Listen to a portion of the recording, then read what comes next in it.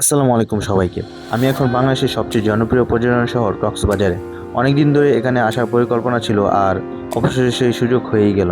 আজকের ব্লগে আপনাদের দেখাবো ঢাকা থেকে কক্সবাজার পর্যন্ত আমরা পুরো জার্নি, হোটেলে চেক ইন এবং এখানে এসে প্রথম দিনের কিছু সুন্দর মুহূর্ত।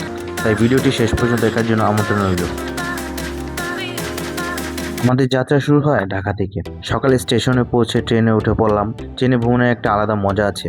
জানালার পাশে বসে বাইরের দৃশ্য দেখতে দেখতে সময় কিভাবে যে চলে যায় তা বোঝাই যায় না। ঢাকা থেকে কক্সবাজার যাওয়ার জন্য আমি বেছে নিয়েছি পর্যটন এক্সপ্রেস।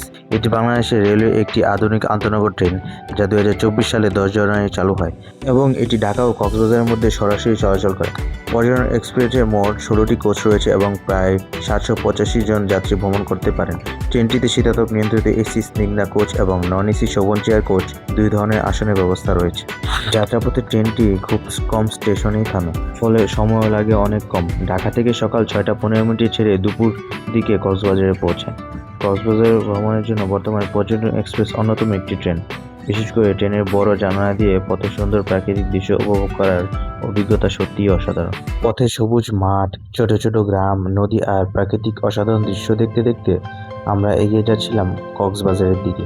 ট্রেন জার্নির সময় বাইরের প্রাকৃতিক দৃশ্য দেখতে আমার কিন্তু খুবই ভালো লাগে। গ্রাম, গাছপালা, নদী, নালা, এ সকল দৃশ্য আসলেই মনকে ছুঁয়ে যায়। সেজন্য ট্রেন জার্নি করেছে সকল জার্নি থেকে আলাদা। অনেকক্ষণ ভ্রমণের পর অবশেষে পৌঁছে গেলাম স্বপ্নের শহর কক্সবাজারে। এটা হলো কক্সবাজারের সেই আইকনিক রেলওয়ে স্টেশন, যা ঝিনুকের আকৃতিতে তৈরি করা হয়েছে। স্টেশন থেকে বের হয়ে অনুভব করলাম সমুদ্রের শহরের ভিন্ন এক পরিবেশ। কক্সবাজার ডলফিন মোড়ের কাছে আসতেই দেখা মিলল সমুদ্রের। স্টেশন থেকে সরাসরি চলে আসলাম আমাদের হোটেলে। আগে থেকে রুম বুকিং করা ছিল, তাই খুব দ্রুতই চেক ইন প্রক্রিয়া সম্পূর্ণ হয়ে গেল।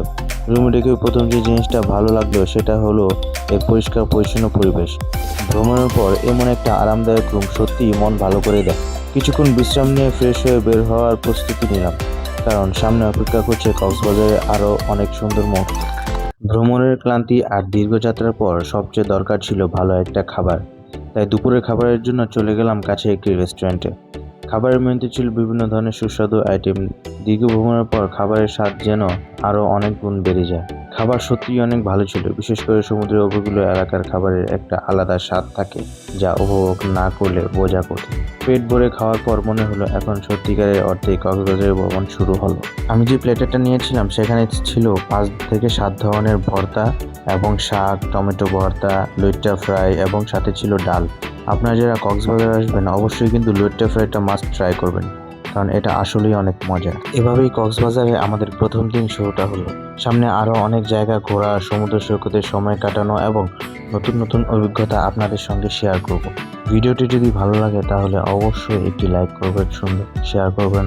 আপনারা যদি এমন আরও ট্রাভেল ব্লগ দেখতে চান এবং ফুড রিভিউ রিলেটেড ভিডিও দেখতে চান তাহলে কিন্তু আমার চ্যানেলটা সাবস্ক্রাইব করতে পারেন।